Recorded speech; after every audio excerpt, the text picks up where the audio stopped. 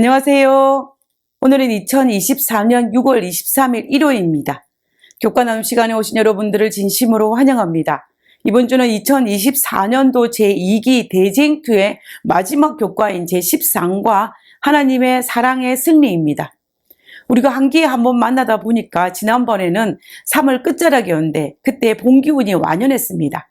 그리고 지금은 6월 끝자락은 봄을 지나 여름으로 접어들고 있습니다. 제가 농부에 따르다 보니까 텃밭 가꾸기를 개인적으로 좋아하는데요. 아마도 집 뒷뜰에 텃밭을 가지고 계신 분들이 많을 것이라고 생각합니다. 저희 집 텃밭에도 고추와 오이와 가지와 호박을 비롯하여서 삼채나물까지 대략적으로 제가 세어보니까 30종류 이상의 종류들이 저희 집 뒷뜰에 잘 자라고 있습니다. 교우님들의 도움을 받아서 봄에 땅을 갈고 거름도 주고 씨를 뿌리고 모종을 심을 때에 풍성한 수확을 기대합니다.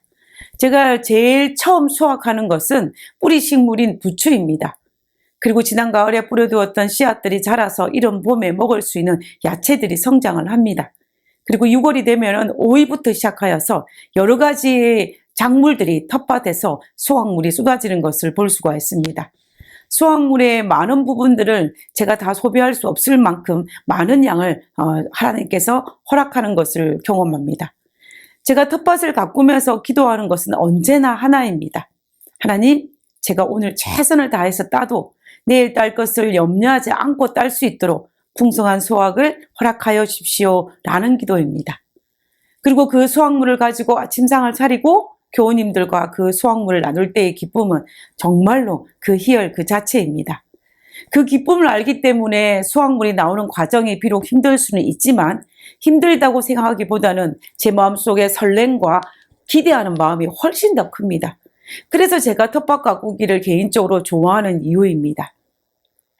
혹시 저희 집을 지나칠 일이 있으시면 저희 집에 방문하시면 제가 기꺼이 그 수확물을 나누어 드리도록 하겠습니다. 제가 오늘 왜 텃밭 가꾸기 이야기로 안교 교과를 시작하는지 그 이유가 있습니다. 그것은 선악의 대쟁투를 마치고 하나님께서 온 우주가 지켜보는 가운데 그 대쟁투의 마지막 끝인 수확물을 만나는 그 시간을 오늘 다룰 것이기 때문입니다. 마지막 선악의 대쟁투가 끝나고 하나님께서 승리하시는 그 놀라운 것을 오늘 경험하게 될 것입니다. 하나님께서 우리에게 허락하신 그 기쁨의 승리하는 모습들을 오늘 살펴보도록 하겠습니다.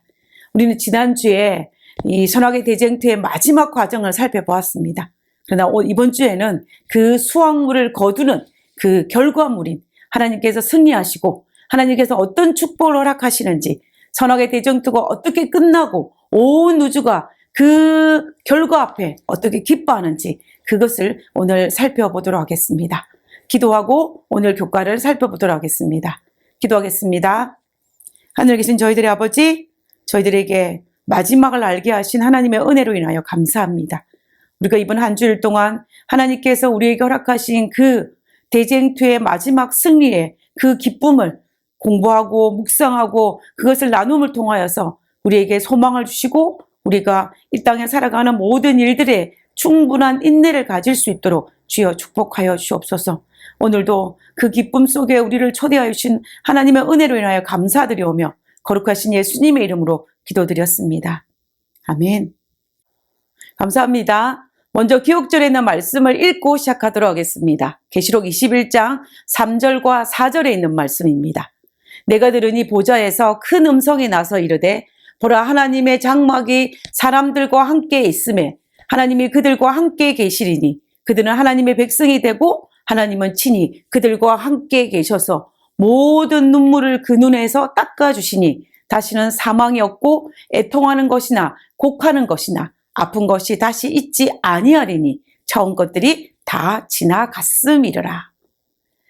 이번 주 기억절은 우리의 소망이요 우리의 희망인 그리고 우리가 미래에 살 새하늘과 새 땅 천국의 모습을 바라보게 될 것입니다. 우리가 마지막으로 가야 할 곳이 바로 그곳입니다. 우리의 소망이 우리의 희망이 우리의 믿음이 닿는 곳이 바로 그곳입니다. 그래서 기억절에서 보여주는 것처럼 이번 주 교과 내용은 우리를 충분하게 흥분하게 만들 수도 있고 감동의 순간으로 우리를 안내할 것입니다. 하나님의 약속을 통하여서 그 흥분과 그 감동의 순간을 미리 맛보는 그런 한 주일이 되었으면 좋겠습니다. 그러면 오늘은 일요일 소지의 내용을 살펴보도록 하겠습니다. 일요일 교과의 제목은 환난 중의 소망입니다. 농부의 결실이요 소망은 식물의 결실이라면 건축가의 결실은 건물의 완성일 것입니다. 그리고 목회자의 소망은 한 영혼이 거듭나는 침례의식을 통하여서 하나님 앞에 새로운 피조물로 거듭나는 것이라면 그리스도인의 소망이 있다면 그것은 하나님께서 약속하신 땅으로 들어가는 것일 것입니다. 그 모든 결실을 얻는 과정에는 분명한 시련이 있습니다. 그리스도인의 소망인 계시록 21장과 22장의 새하늘과 새 땅의 소망은 나의 끝으로 소유하는 과정은 분명히 그 전에 시련이 있다라고 성경은 확실하게 기록하고 있습니다. 다니엘서 12장 1절에 보면은 그때에 내 민족을 호위하는 대군 미가엘이 일어날 것이요 또 환난이 있으리니 이는 개국 이래로 그때까지 없던 환난일 것이며 그때 내 백성 중 무릇 책에 기록된 모든 자가 구원을 얻을 것이라. 인류를 위한 은혜의 시기가 끝나면 개국 이래로 그때까지 없던 환난의 시기가 다가온다라고 성경은 분명히 기록하고 있습니다. 이 환난을 예레미야 40장 7절에서는 야곱의 환난이라고 했습니다. 이 환난이 어떤 종류의 환난인지를 기록한 것은 어디냐면 바로 요한계시록 16장입니다. 요한계시록 16장에 기록된 7 재앙이 바로 그것입니다. 제가 성경을 연구하면서 깨달은 것 중에 하나가 하나님은 우리의 어리석은 체질을 아시기 때문에 항상 실체를 보여주시기 전에 미리 그 그림자를 보여주신다는 것입니다. 그것도 한 번이 아니라 여러 번 그림자를 보여주시고 또 우리가 경험하게 하셔서 우리가 한 번도 경험하지 않은 그 실체가 다가올 때에 내가 미리 예비할 수 있도록 하신다는 사실입니다. 여기에서 마찬가지입니다. 우리가 한 번도 경험하지 않은 계시록 16장의 마지막 때 그 환난, 그 7 재앙을 우리가 쉽게 이해하기 위해서는 출애굽기에 기록되어진 10 재앙을 통하여서 우리는 미리 맛볼 수가 있습니다. 우리는 애굽에 내린 이 10 재앙을 통해서 마지막 날 7 재앙을 쉽게 이해할 수 있습니다. 하나님을 끝까지 거부한 애굽 왕 바로와 애굽 백성에 내린 재앙이 바로 10 재앙입니다. 이 10 재앙의 특징은 하나님을 거부한 사람에게만 내렸다라는 것입니다. 다시 말하면 하나님을 인정하고 순종한 하나님 백성에게는 내리지 않았다는 것입니다. 애굽의 10 재앙이 내릴 때 하나님을 거부한 애굽 백성과 애굽 땅은 동식물들이 완전히 초토화되었고 심지어 자신의 장자까지도 죽임을 당했습니다. 그러나 하나님의 명령에 순종하여 문설주에 양의 피를 바른 사람들은 단 한 명도 죽임을 당하지 않았고 당당하게 출애굽하여 가나안 땅을 향해 가는 대열에 들어갔습니다. 이와 마찬가지로 하나님의 백성은 계시록 16장에서도 이 7 재앙에서 보호를 받게 될 것입니다. 그리고 그것을 우리가 어떻게 확인할 수 있느냐 하면은 계시록 16장에서 우리는 발견할 수가 있습니다. 계시록 16장 2절에 보면 첫째가 가서 그 대접을 땅에 쏟음에 악하고 독한 헌대가 짐승의 표를 받은 사람들과 그 우상에게 경배하는 자들에게 나더라라고 하였습니다. 분명히 여기에 그 재앙 중에 하나가 짐승의 표를 받은 사람과 우상에게 경배한 자들에게만 내린다라는 기록입니다. 그리고 계시록 16장 9절에는 사람들이 크게 태움에 태워진지라 이 재앙들을 행하는 권세를 가지신 하나님의 이름을 회방하며 또 회개하여 영광을 주께 돌리지 아니하더라. 그들의 특징이 하나님을 회방하고 회개하지 아니하는 자라고 기록하고 있습니다. 16장 11절도 마찬가지입니다. 아픈 것과 종기로 인하여 하늘의 하나님을 회방하고 저희 행위를 회개치 아니하더라.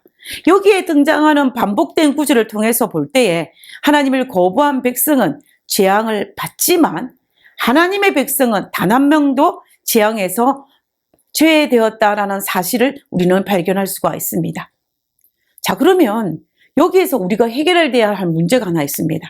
그것은 분명히 하나님의 백성은 이 재앙에서 제외되는데 왜 다니엘서에서는 개국 이래에 없을 환난이라고 하였고 예레미야에서는 야곱의 환난이라고 할 만큼 큰 고난의 시간이라고 했을까요?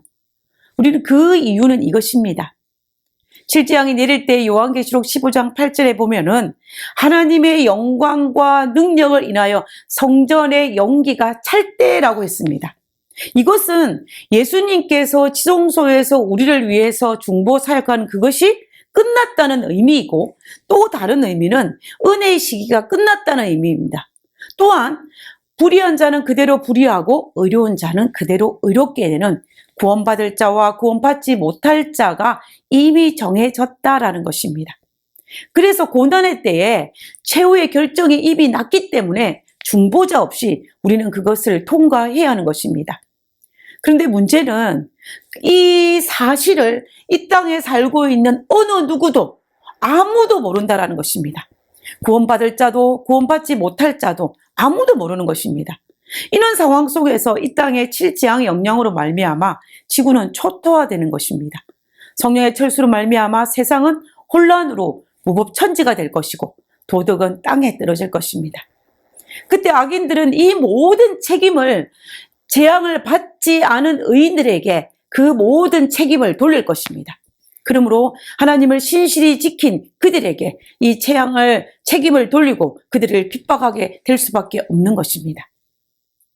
성도들을 핍박하고 학살하는 법령은 공포될 것입니다. 생명을 위협하는 가혹한 법령이 공포될 것입니다.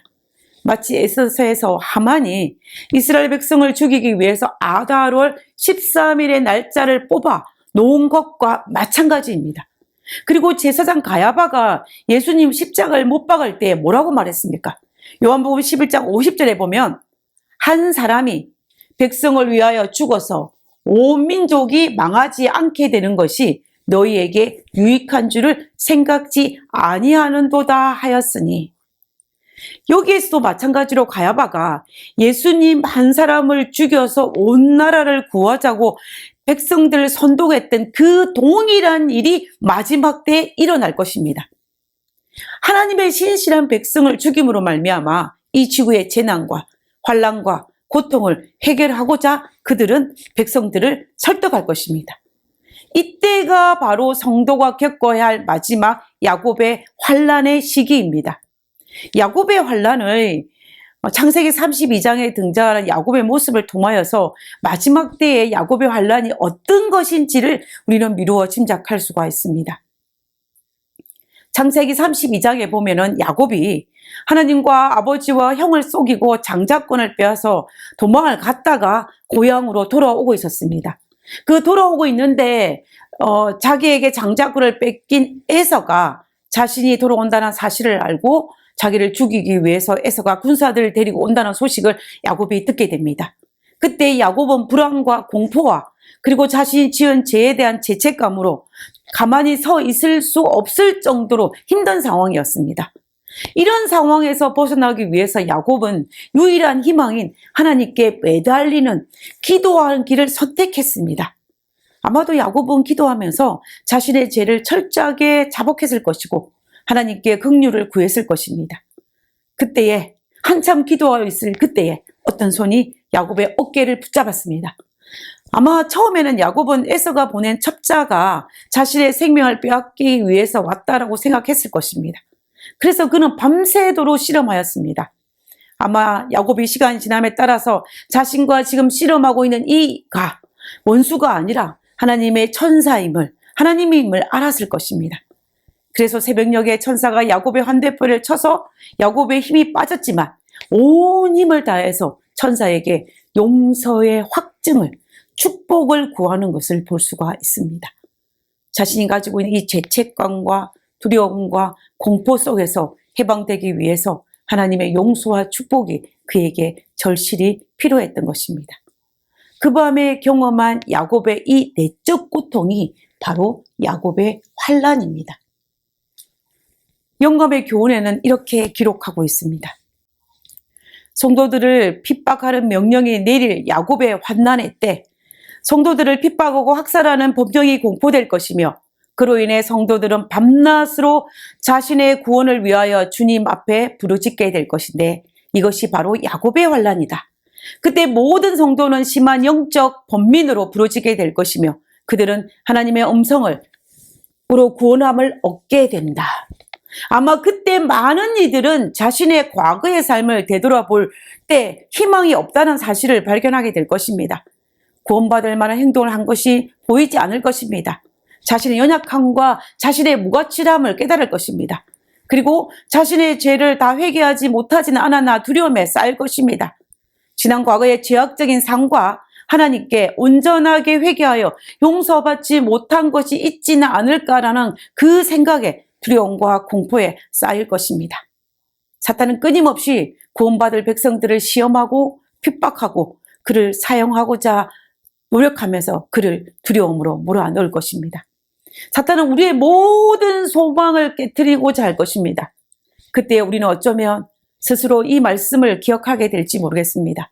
계시록 3장 10절에 내가 나의 인내의 말씀을 지켰은즉 내가 또한 너를 지켜 시험의 때를 면케 하리니 이는 장차 온 세상에 임하여 땅에 거하는 자들을 시험할 때라.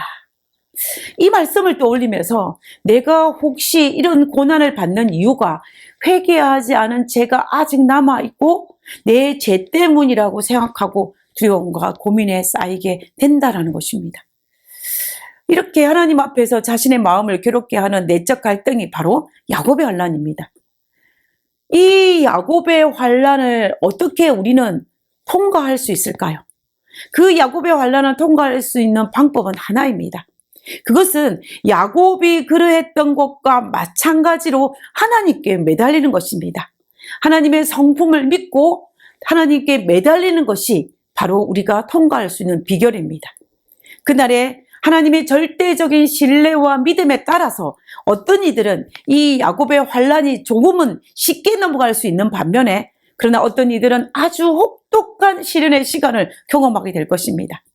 이때처럼 우리에게 있어서 믿음이 절실하게 필요할 때가 아마도 없을 것입니다.